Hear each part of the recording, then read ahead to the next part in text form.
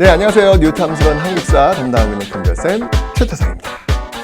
저는 이제 대중교통을 이용해요. 버스 타고 이제 오다 보면 요즘 이렇게 그 간판에 그 유명 연예인 그 전지현 그 간판이 굉장히 전지현 씨 간판이 정말 많이 붙었더라고요. 그래서 이렇게 간판을 보면서 매 정거장만 지날 때마다 저를 이렇게 쳐다봐요. 전지현 씨가.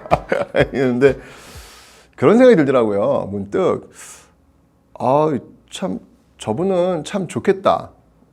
저렇게 얼굴이 예쁘셔가지고 정말 이렇게 쉬시다가 가끔 이렇게 나오셔가지고 광고도 하시고 드라마도 찍으시고 그 다음에 또 좀 쉬시고 정말 좋겠다. 물론 이제 제가 잘 모르니까 이제 저희 표면적인 어떤 생각이라는 거죠. 좋겠다. 나는 이게 뭐지? 이런 생각을 제가 갑자기 하게 되더라고요.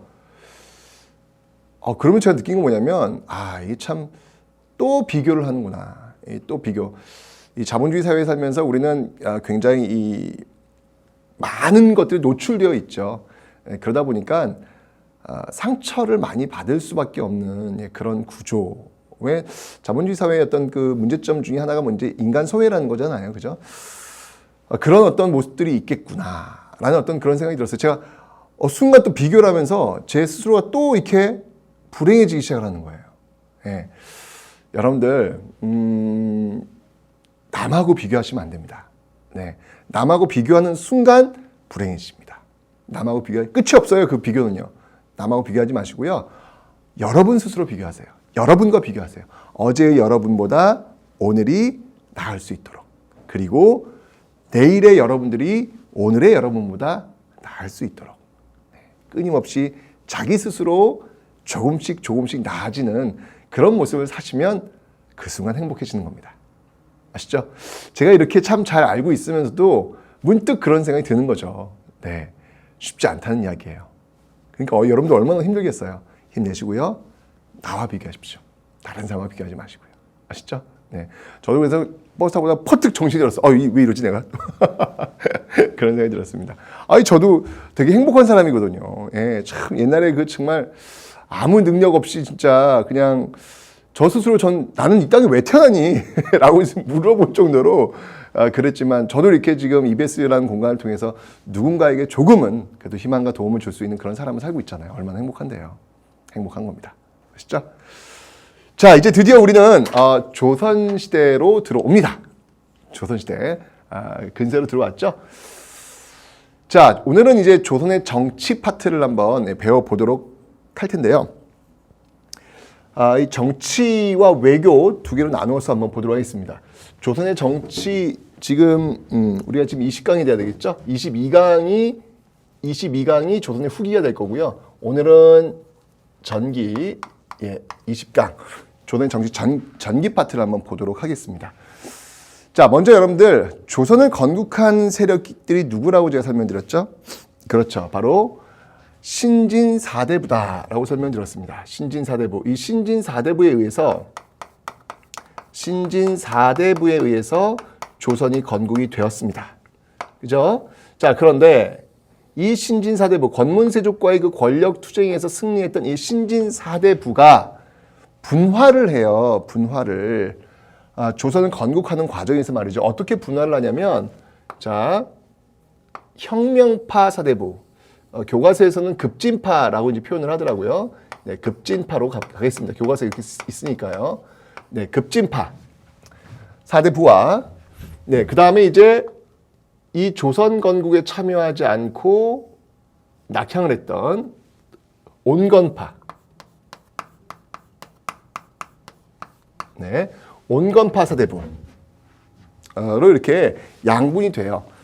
이 급진파 사대부들은요, 정적 권력, 권문세조의 정적 권력을 획득한 사건이 뭐였냐면, 네, 그게 바로 위화도 회군이었죠. 이성계의 위화도 회군을 통해서 권문세족의 권력을 가져오고, 정적 권력을 가져오고, 그 다음에 그들의 경제적 기반도 가져오죠. 그 법이 뭐예요? 그 법이 바로 과전법이라는 것이죠. 과전법. 자, 이 두 가지 정치, 경제적인 어떤 그 사건을 통해 가지고 드디어 이 급진파가 권력을 장악했고 이들은 조선을 드디어 건국하게 됩니다. 그죠? 자, 조선을 드디어 건국하게 되면서 1392년 조선을 건국하면서 이들을 우리는 뭐라고 하냐면요. 관학파다라고 해요. 관학파. 관학파. 네. 관학파라고 하는데 이 관학파가 지향하고 있었던 조금만 더 뒤쪽으로 한번 빼볼게요. 네. 선생님이 이 판서는요. 과학입니다. 네, 그냥 이 라인도요 다 센치가 정해져요. 네, 이 라인 센치도 그냥 아무게 툭툭툭 치는 게 아니에요. 다 이유가 있습니다. 자, 관학파입니다. 관학파. 관학파. 이 관학파가 지향하고 있었던 그 지향점이 있어요. 그 지향점이 뭐냐면 바로 부국강병. 부국강병과 그 다음에 중앙집권이에요. 부국강병과 중앙집권이라고 하는 이 두 개의 목표를 가지고 이 급진파는 관학파는 정치를 이어나가게 되는 것이죠.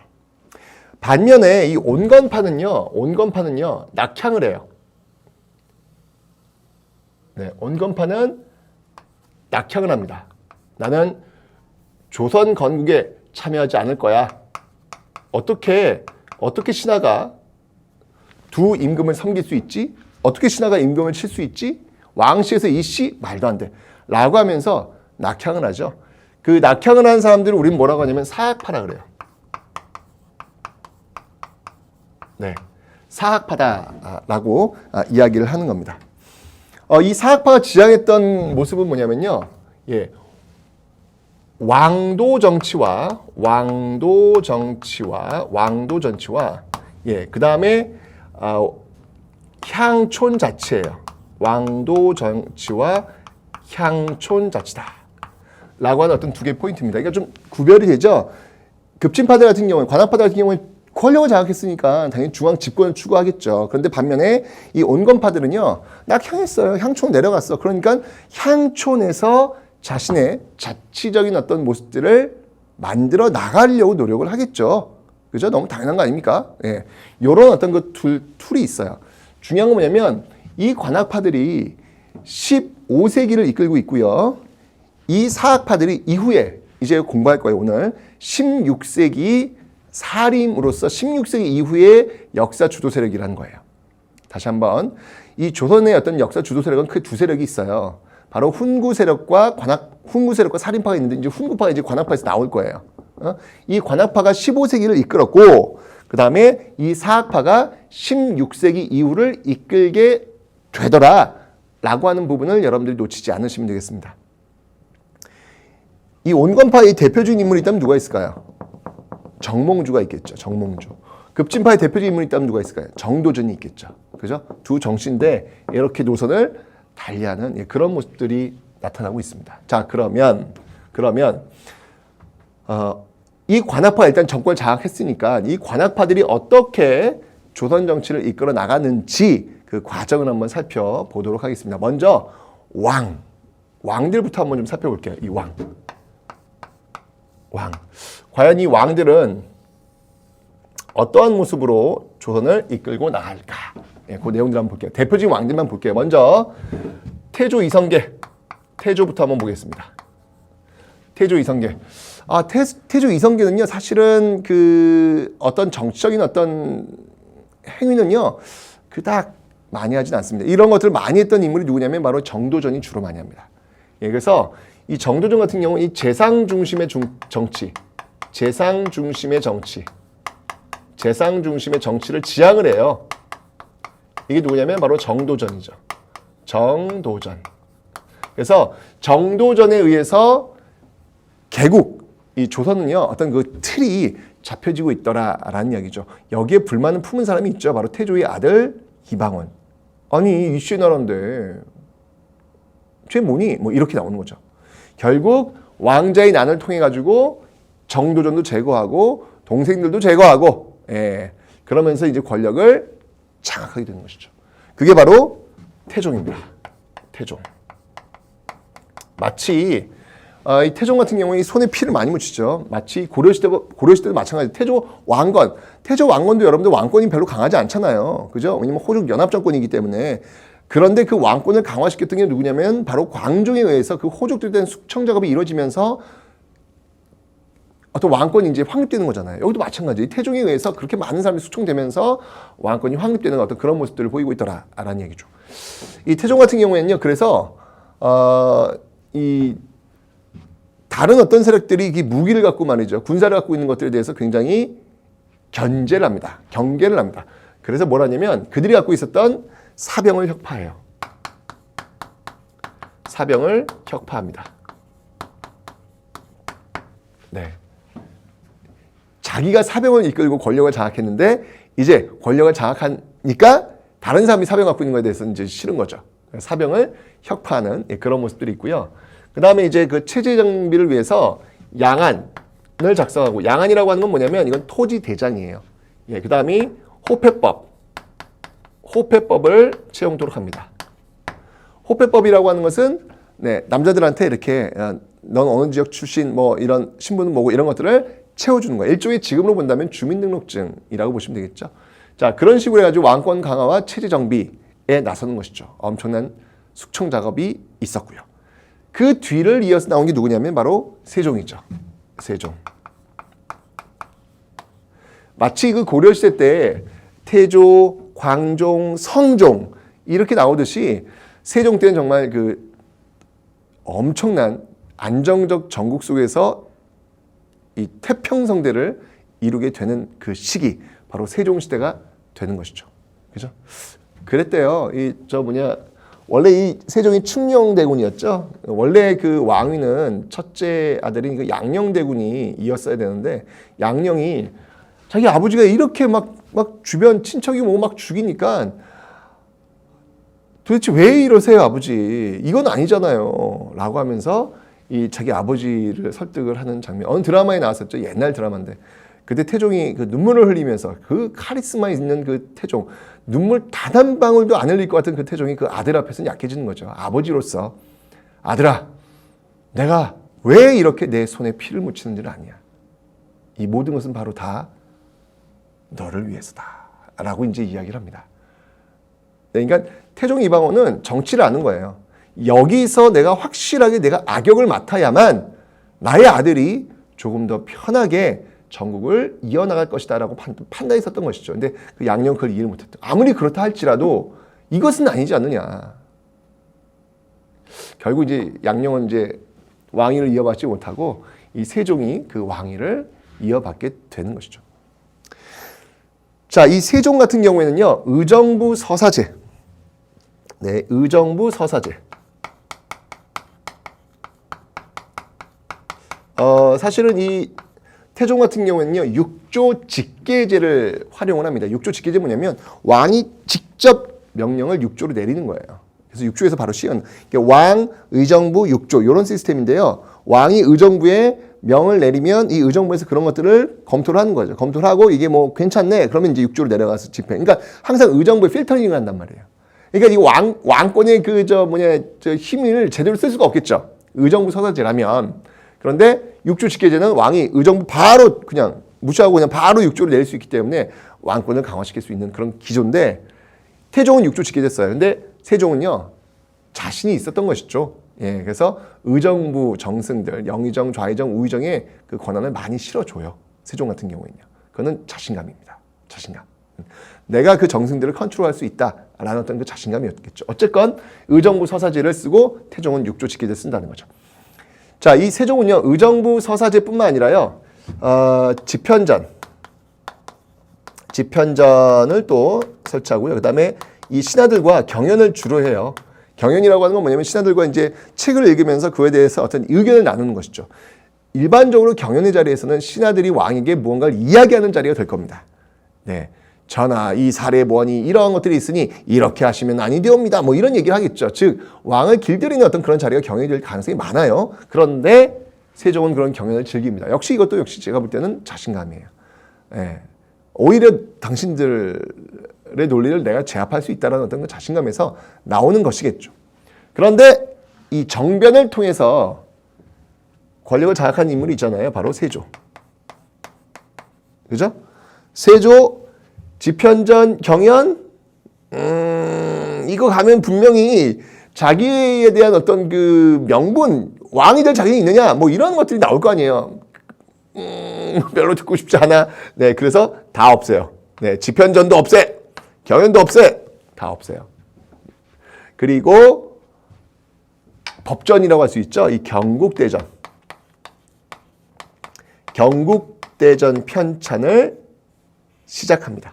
제가 세모를 쓴 이유는 뭐냐면 시작의 의미예요. 아직 완성은 안 됐다는 얘기죠. 완성은 그 다음에 등장하는 성종. 성종 때가 돼야 다시 시작이 될 겁니다. 이 성종은요. 성종은 없어진 집현전 대신 홍문관이라는 걸 세우죠. 홍문관. 홍문관과 이제 이게 홍문관이 여러분들 3사 중에 이제 좀 더 배울 거예요. 3사 중에 하나인데요. 홍문관이 바로 이 경연을 또 관리하는 그런 곳이기도 합니다. 네. 그리고 이 경국대전이 드디어 완성이 됩니다. 경국대전이 드디어 완성이 되고 있더라라고 하는 거. 네. 이런 것들을 여러분들이 좀 기억을 해 놓으시면 되겠습니다. 자, 이렇게 해서 조선의 기틀이 잡혀지는 모습. 자, 그러면 이런 조선이 어떻게 해서 운영이 되고 있는지, 자, 이들은 지금 중앙 집권을 추구하고 있다라고 제가 설명드렸잖아요. 그죠? 이 중앙 집권이 어떻게 운영이 되고 있는지 그 운영의 내용을 한번 중앙과 지방을 통해서 한번 살펴보도록 하겠습니다. 자, 여기는 중앙이고요. 여기는 중앙이고요. 중앙 조직이고요. 자, 여기는 지금 지방 조직이 되겠습니다. 네, 중앙과 지방 조직. 자, 중앙은요, 여러분들. 중앙은 의정부 6조 체제입니다. 의정부 6조 체제로 구성이 되고 있습니다. 그리고 지방은요, 지방은 8도 체제입니다. 지방은 8도 체제. 의정부 6조 체제와 8도 체제로 지금 운영되고 있는 모습들이 있는데요.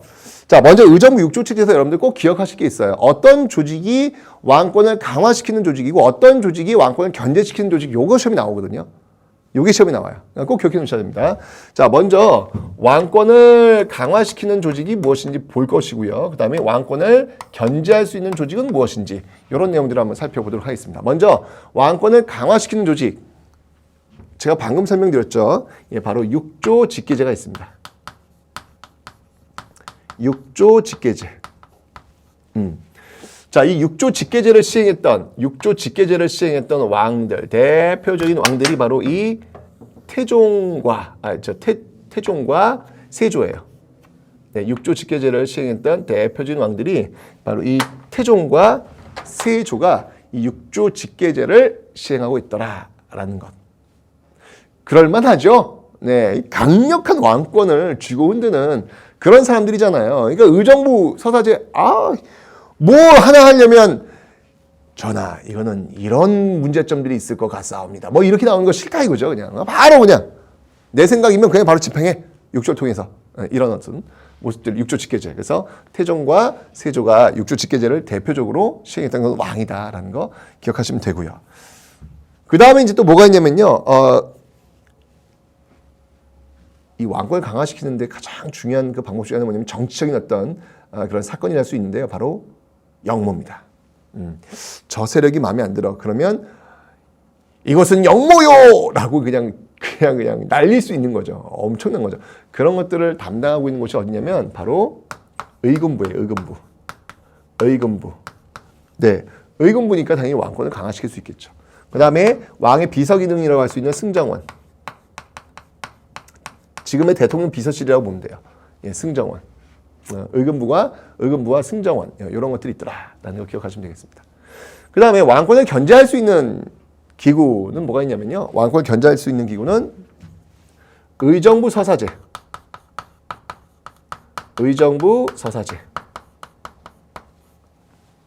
있고요. 예, 그 다음에 3사가 있어요. 3사. 자, 3사에는 뭐가 있냐면요. 자, 3사에는 뭐가 있냐면요. 3사.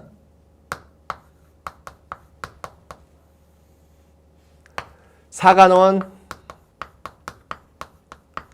그 다음에 사헌부,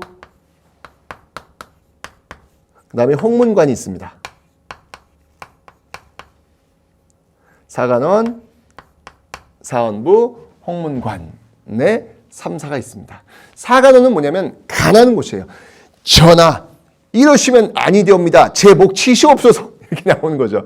그러니까 목 내걸고 이제 가난한 사람들이고, 사헌부는 뭐냐면요.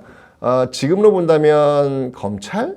그쯤 될 것 같아요. 그러니까 관리들의 어떤 그 비리를 감찰하는 곳. 홍문관은 제가 아까 설명드렸죠? 네, 같이 왕과 토론도 하고 논의도 하고 이런 곳. 이런 것들을 통해 가지고 이 왕권을 견제할 수 있는 기구. 자, 보시면 알겠지만 조선은요. 이 의정부 육조 체제라고 하는 그 체제들 안에 견제와 균형의 어떤 그 원리를 아주 적절하게 잘 활용하고 있는 그런 모습들을 지금 여러분들 보신 겁니다. 참 시스템적으로는요. 그 앞의 시대에 비해서 상대적으로 굉장히 발전된 그런 모습들을 보이고 있다라는 것이죠. 그러면 지방 조직은 어떻게 구성이 될까요? 자, 지방은요. 이렇게 팔도 체제에 의해서 운영이 되고 있다라고 설명드렸어요. 자, 이 팔도는요. 어떻게 운영되는지 볼게요. 자, 먼저 팔도에서요. 팔도 밑에 이제 여러분들 그 부목, 군, 현이 있겠죠. 그죠? 팔도엔 부목, 군, 현이 있을 텐데 이 팔도에는 이제 누가 파견되냐면 관찰사가 파견돼요. 네, 관찰사가 파견되고요. 고려 5도에는 안찰사가 파견됐고요. 조선 8도에는 관찰사가 파견되는데 요 밑에 이제 팔도 밑에 또 이제 부목, 군현이 있겠죠. 부목, 군현, 부목, 군현이 있겠죠. 그죠? 이 부목, 군현 밑에는요. 예, 바로 수령이 파견됩니다.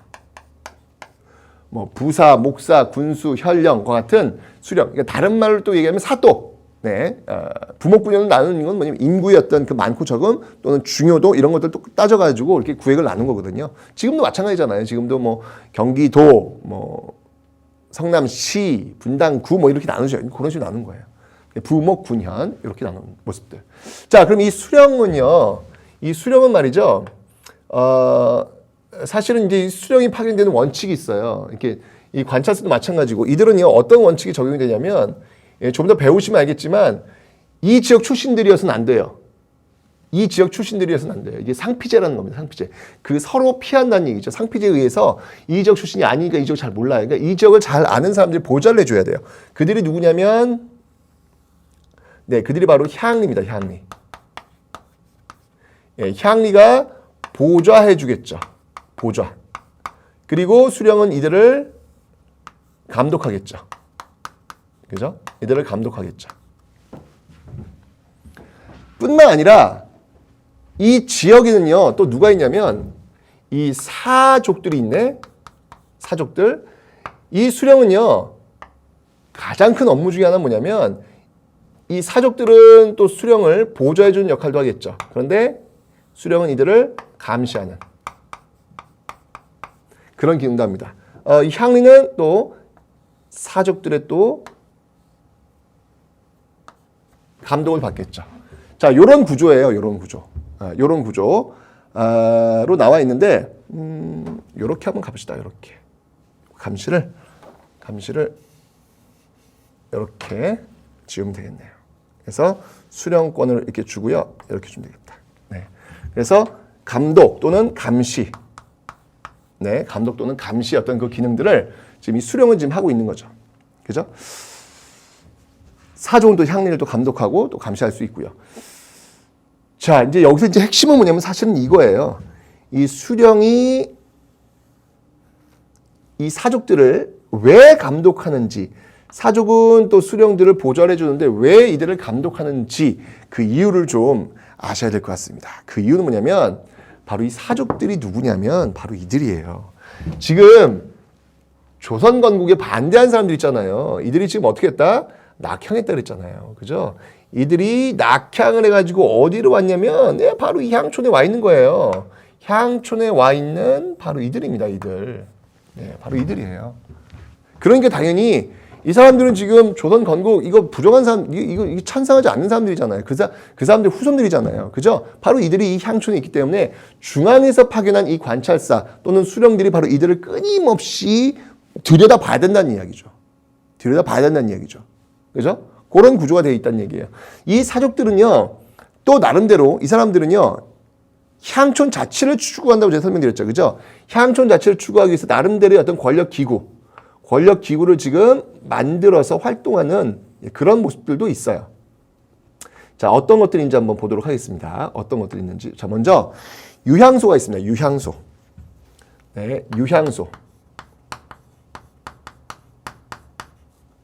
유향소가 있고요. 그 다음에 이제 서원이 있어요. 서원. 그 다음에 향약이 있어요. 요 어떤 세 가지 어떤 기능들이 있는데요. 유향소는 어떤 기능이 있냐면 이 유향소는 있을 유자, 향촌에 있는 기구란 뜻이거든요. 즉 향촌에서 이거 여론 있잖아요. 이 여론을 형성하는 그런 역할을 합니다. 자신들의 여론을 형성하는 역할. 서원은 뭐냐면요. 서원은 인재 양성하는 거예요. 인재를 끊임없이 배출하는 인재를 양성하는 곳입니다. 향약은 뭐냐면요. 향약은 바로 이 농민들 있죠. 농민들을 통제하는. 네, 농민들을 통제하는 그런 기능을 또 가지고 있죠. 자, 그래서 이 유향소, 서원, 향약 요 세 가지가 바로 이 사족들의 힘을 강화시키는 어떤 그런 기능들. 그러니까 당연히 중앙에서는 이들을 들여다봐야 되는 거예요. 이들을 들여다봐야 되는 거예요. 그래서 특히 유향소 같은 경우에는요. 유향소를 끊임없이 또 수령도 들여다보겠지만 또 중앙에서도 이 유향소를 들여다보기 위해서 중앙에 뭘 만드냐면 경제소라는 걸 만들어요. 경제소. 서울경자, 서울에 있는 기구, 향촌에 있는 기구, 즉 경제소를 통해 가지고 이 유향소를 또 감시하고 있습니다. 이건 중앙에 있는데요. 중앙에서 이 유향소를 또 감시하는 그런 구조. 그러니까 보면 알겠지만 지방 권력과 중앙 권력의 견제와 균형의 원리가 또 잘 이루어져 있죠. 그러니까 시스템적으로 보시면 알겠지만 조선이라는 나라는 굉장히 세련되게 이 행정 조직들이 갖추어져 있는 거예요. 근데 중요한 건 뭐냐면 사람이죠. 네. 이렇게 잘 세련되게 이 견제와 균형의 원리가 잘 맞춰졌다 할지라도 누가 운영하냐에 따라 가지고 이 결과는 달라질 수밖에 없는 겁니다. 됐죠? 자, 그러면 이 중앙과 지방에서 나오는 그 관리들 있잖아요. 그 관리들은 과연 어떤 방식으로 배출이 될까? 이 관리들은 과연 어떤 방식으로 배출이 되겠습니까? 어떤 방식으로? 네. 이건 바로 인재 등용. 네, 인재 등용의 방법은요. 인재 등용. 인재 등용의 방법은요. 크게 세 가지 방법이 있습니다. 뭐가 있냐면 과거가 있고요. 자, 인재 등용의 방법들을 한번 볼게요. 어떤 방식을 통해 가지고 인재를 등용하는지 그 내용들을 한번 살펴보도록 하겠습니다. 세 가지 방법, 주로 세 가지입니다. 네. 자, 먼저 과거입니다. 과거. 네. 과거에는요, 문과, 무과, 잡과가 있어요. 고려시대 때는 무과가 거의 시행되지 않았죠? 고려시대는 승과가 있었죠? 조선시대는 문과, 무과, 잡과가 시행이 되고 있습니다. 주로 과거입니다. 주로 과거.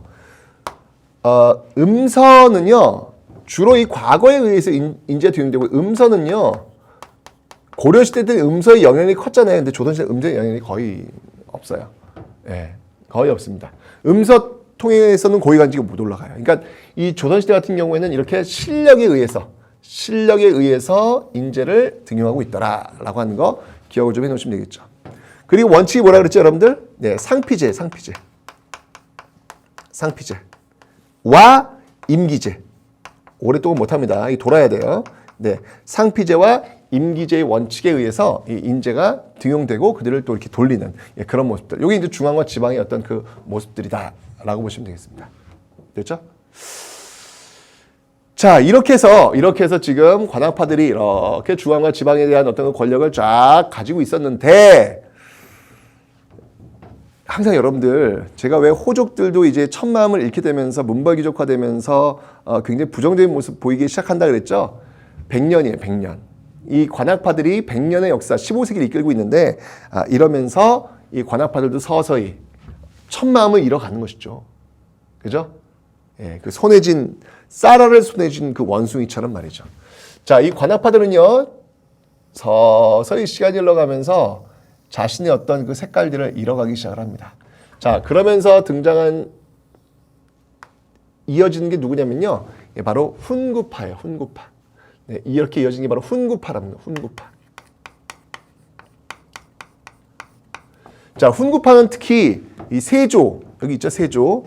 이 세조의 계유정난, 정변이죠. 그 정변을 통해 가지고 권력을 장악한 이후부터 집중적으로 나타나는 사람들인데, 이 훈구파는요 특히 대농장, 어마어마한 토지를 소유하게 되면서 네, 또 이 부정과 부패의 어떤 모습들을 보이게 되는 거예요. 자, 그러자 이를 강하게 공격하는 세력들이 등장을 합니다. 자, 그들이 누구다? 바로 이 사족들. 이 사족들이 말이죠, 서서히 중앙으로 등장을 합니다. 향촌에 있었던 이 사족들이 중앙으로 등장을 합니다. 네, 중앙으로 등장하면서 바로 이 훈구 세력들을 공격하기 시작합니다. 훈구 세력들을 공격하기 시작합니다. 자, 무엇을 장악하면서 공격을 할까요? 무엇을 장악하면서? 네, 바로 여기입니다. 3사 있죠. 네, 이 3사를 장악하면서 이들이 이제 훈구파를 공격을 하는 거예요. 이 3사를 장악하면서 사헌부, 사관원, 홍문관을 장악하면서 이 훈구파들의 비리를 치는 거죠. 자, 그러자 여전히 권력의 실세는 훈구 세력들이에요. 그죠? 이 훈구 세력들이 이를 가만히 둘 리가 없잖아요. 자신의 권력을 향해 자신의 권력을 향해 지금 서서히 막 조여오고 있으니까. 자, 그러면서 이 훈구 세력들이 바로 이렇게 조여오고 있는 사람들을 때립니다. 자, 그 때리는 사건을 뭐라고 하냐면, 그것을 바로 사화라고 하는 거예요. 예, 그것을 바로 사화라고 하는 겁니다. 사화. 자, 그 사화에 대해서 한번 좀 살펴보도록 하겠습니다. 사화. 네. 자, 그 사화에는 어떤 내용들이 있는지 한번 그 내용들을 한번 보자는 얘기죠. 다른 말로 사화를요, 이렇게도 표현해요. 사림이 화를 입은 사건. 네. 이 훈구의 어떤 그 공격에 의해서 사림이 화를 입은 사건의 의미로서 사화를 이야기하기도 합니다. 자, 이 사화에는 또 어떤 내용들이 있는지 한번 보도록 하겠습니다. 4대 사화가 있어요. 예, 대표적인 4대 사화가 있는데 그걸 한번 좀 중심으로 보도록 하겠습니다. 먼저 무오사화입니다. 무오사화. 자, 무오사화는요 어느 왕 때냐면 연산군 때예요. 자, 연산군 때인데 이 김종직의 조의 제문이 문제가 됩니다. 이 김종직의 조의 제문이 문제가 돼요. 김종직의 조의 제문. 조의 제문이죠. 조의 제문. 정확히 얘기한다면 조의 제문. 예. 의제. 예. 의제를 기리며 쓴 글이라는 얘기죠. 이거 뭐냐면 항우도 이게 조카를 죽이면서 이게 왕이 오르거든요. 그렇게 왕이 오르는 사람 우리나라에 있지 않나? 세조. 단종이죠, 단종. 그죠? 저 조의 제문은 바로 세조를 공격하는 것이다. 라고 하면서 훈구 세력들이 이런 무함한 것들을 치시옵소서! 하고 이제 연산군을 부추기는 거죠. 그래서 이 김종직의 조의 제문이 문제가 돼가지고 사람들이 엄청나게 피해를 입습니다. 이게 바로 무오사화예요. 그 다음에 갑자사화가 있어요. 갑자. 무갑기을 이렇게 이어지거든요. 이 갑자사화도 연산군 때인데요. 이 갑자사화 같은 경우는 연산군의 어떤 그 개인사와 또 연결이 돼요. 이거는 패비윤 씨와 이제 관련되니까 이건 그냥 넘어갈게요. 결국 이제 이렇게 보이다가 이제 연산군이 쫓겨나잖아요. 그게 뭐예요? 바로 중종반정이죠. 그 중종반정, 즉 중종 때 일어났던 사건이 바로 기묘한 일이죠. 중종 때 일어난 사건이 바로 기묘사화입니다. 기묘사화에 또 관련된 인물이 누구냐면요. 바로 조광조예요. 조선의 3대 개혁가를 들어봐라 라고 한다면 조광조, 김육, 그 다음에 흥선대원군을 들 수 있거든요. 이 조광조가 중종반정 때 이 훈장을 받았던 이 훈구 세력들의 훈장을 박탈하라. 오, 이거는 정면으로 치고 나오는 거예요, 지금요. 이거 엄청난 권력 투쟁입니다, 이거는요. 그죠? 자, 이렇게 조광조가 치고 나오니까 이 조광조는 그 외에도 굉장히 많은 그 개혁들을 단행을 해요. 조광조의 어떤 그 개혁 내용을 보면요. 어떤 것들이 있냐면, 조광조의 어떤 개혁 내용에는 뭐 예를 들면 뭐 혈량과는 뭐냐면 일종의 천거제도인데요. 그 향촌에 있는 인재들을 중앙으로 끌어올리는 거예요. 이건 어떻게 보면 자기 세력이라고 할 수 있잖아요. 그죠? 끌어올리는 혈량과 이런 것도 주장하고 있고요. 그 다음에 소격서, 하늘에 제사 지내는 유학자들이 이런 걸 했어야 되겠느냐라고 하면서 소격서를 폐지하자는 그런 주장을 합니다. 그죠? 어쨌건 이 조광조의 어떤 위훈삭제가 정면으로 이 훈구를 때리는 것이죠. 자, 이러면서 결국은 조씨가 왕이 된다라고 하는 주초위왕이라고 하는 한 글자들이 막 이 나뭇가지 막 달리게 되죠. 그런 상서로운 그런 불길한 일이 벌어진다라고 하면서 결국 이 조광조에게 사약을 내리게 하는 권력 투쟁. 이게 바로 김효사화입니다. 그 다음이 을사사화. 을사사화는 명종 때인데요. 이 을사사화는 그 외척간의 대립이에요. 대윤, 소윤, 윤씨들 간의 어떤 벌어지고 있는 사건들입니다. 그러니까 여기서 이제 가장 시험에 잘 나온 게 뭐냐면 이 무오사화, 그 다음에 김효사화. 이 두 개가 가장 시험에 잘 나오니까 꼭 그와 관련된 인물들 이렇게 기억을 하시면 되겠습니다. 자, 결국 이렇게 사화 빵 터졌잖아요. 그럼에도 불구하고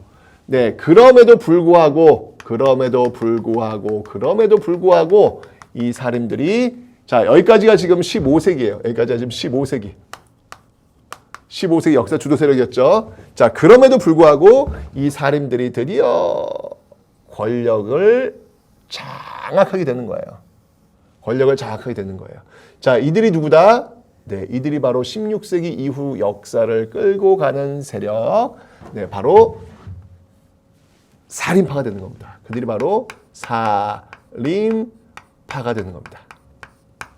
네, 살인파가 되는 거예요. 그럴 수 있었던 배경은 뭐냐면 일단 기본적으로 여러분들이 이 낙향했던 이 온건파 사대부들이 더 많아요. 숫자가 더 많아요. 이 급진파보다. 그렇기 때문에 이렇게 사화를 통해서 엄청난 타격을 입긴 했지만 그래도 이들은 말이죠. 인재 양성, 끊임없이 인재를 지금 양성, 원래 인구도 많았고, 사람도 많고, 그리고 인재를 끊임없이 양성을 했기 때문에 이런 사화의 타격을 받아도 끊임없이 중앙으로 올라갈 수 있었던 것이죠. 종국에는 그 훈구 세력들이 정신을 못 차린다면 종국에는 결국은 권력 내줘야죠. 그죠? 제가 이야기했잖아요. 쌀알을 쥐고 있는 원숭이의 끝은 죽음이에요. 그건 어쩔 수 없습니다. 그래서 15세기의 어떤 명이 다 한 거예요. 100년의 역사를 통해서 명이 다 한 거죠. 결국에서 훈구 세력들은 무너지게 되는 것이고 바로 이 살인들이 권력을 장악하게 되더라. 근데 문제가 생겼어요. 뭐냐면 이 인구가 많다 그랬잖아요. 살인들의 인구가. 그죠? 옛날 훈구는요 그렇게 많지 않았기 때문에 관직수와 관리의 어떤 숫자가 비슷했기 때문에 별로 문제가 없었는데 여기는 사람 수가 많네? 관직은 제한되어 있고 그러다 보니까 이 살인들이 말이죠. 이 살인들이 자신의 당을 중심으로 해서 자기들끼리 해처모여가 됩니다. 자기들끼리 모이는 거예요. 그걸 뭐라고 하면 붕당정치라 그래요. 붕당정치. 붕당이 결성이 되는 것이죠. 붕당. 자, 이 붕당이 어떻게 결성되는지 한번 볼게요. 자, 먼저 크게 두 세력으로 나뉘게 돼요. 자, 어떤 붕당과 어떤 붕당이 첫 번째 그 당이었냐면요. 예, 바로 동인당과 서인당. 지금도 여러분들 왜 정치 보면은 그 정당들이 있잖아요. 그걸 떠올리시면 돼요. 예, 동인당과 서인당이 있는데 이렇게 동인당과 서인당으로 나뉘는데 결정적 계기는 뭐냐면요. 바로 이조전랑직. 자, 이 이조 전랑직은 왜 중요하냐면 이 이조 전랑직은 인사권을 쥐고 있어요. 인사권을. 인사권이 중요해. 왜냐면 관직수가 지금 적기 때문에 인원은 많지 관직수는 적기 때문에 인사권을 누가 쥐고 있느냐에 따라 가지고 권력을 장악할 수 있단 말이죠. 같은 살인이었지만 그러면서 붕당이 형성된다 그랬잖아요. 이조 전랑을 누가 차지하느냐? 이것 때문에 지금 굉장히 예민해져 있고요. 그 다음에 이제 이 척신대력도 있잖아요. 훈구세력도 있잖아요. 척신 잔재청산. 척신들에 대한 잔재청산. 즉, 저 훈구 세력들을 확실하게 제거해야 된다라고 하는 이 동인이 굉장히 그 소장파예요. 젊은 어떤 그런 세력이라면 이 서인은 노장파라고 보시면 됩니다. 척신 잔재청산에 적극적이었던 이 동인이었고요. 서인은 사실 예전부터 이 명종 때부터도 이 훈구하고 같이 정치를 했어요. 정치를 하니까 뭘 그렇게까지 정치 보복은 또 정치 보복을 낳는 건데 뭘 그렇게까지 이런 쪽이에요. 이런 쪽. 이쪽은 동인 쪽은 좀 나중에 합류하는 그 세대였기 때문에 소장파였기 때문에 굉장히 강하게 이들의 어떤 잔재청산에 대해서 적극적으로 나오는 것이죠. 이 동인의 그 대표적인 인물이 있다면 누가 있냐면 동인당과 서인당. 그 이유가 뭐냐면 대표적인 인물이 동쪽에 살고 동대문 쪽에 살고 있고요. 서인의 대표적인 인물이 서대문 쪽에 살고 있어요. 그래서 동인당, 서인당 나온 건데 이 동인당의 대표적인 김효원이라는 인물이고요. 서인은 심의겸 이런 인물들입니다. 자, 어쨌건 간에 이 동인은요. 어느 학문의 영향을 받는 사람들이냐면 이 동인은 이황이라든지 조식 이쪽에 학문의 영향을 받는 그런 당이고요. 이 서인 같은 경우에는 성혼과 이이의 영향을 받는 그런 세력들입니다. 어쨌건 간에 바로 이들에 의해서 이제 16세기는 이제 흘러가게 될 겁니다. 요 16세기 이후에 어떻게 흘러가는지는 제가 이거 다음 시간에 설명을 드릴 거예요. 됐죠? 어쨌건 정치의 흐름을 이렇게 한번 살펴본 거예요. 자, 이제 외교를 한번 볼게요. 자, 여기까지가 지금 정치사였고요. 자, 외교사를 한번 보도록 하겠습니다. 외교사. 외교사는요, 조선 전기는 아주 간단해요. 한마디로 얘기하면요, 4대 교린이에요. 4대 교린. 자, 4대. 섬기는 거예요. 큰 나라를 섬기는 거거든요. 이 4대에 해당하는 나라가 어떤 나라냐면, 4대를 하는 나라가 명나라겠죠. 명나라. 그 다음에 또 뭐가 있냐면, 교린이 있어요. 교린에 해당하는 나라는요, 2개의 나라를 보시면 됩니다. 네, 바로 여진과 일본. 대표적인 나라들이죠. 요 여진과 일본, 요 두 나라를 보시면 되는데, 이때 어떤 정책들을 취했는지는 보셔야 돼요. 여진과 일본 공이 강경책과 온건책.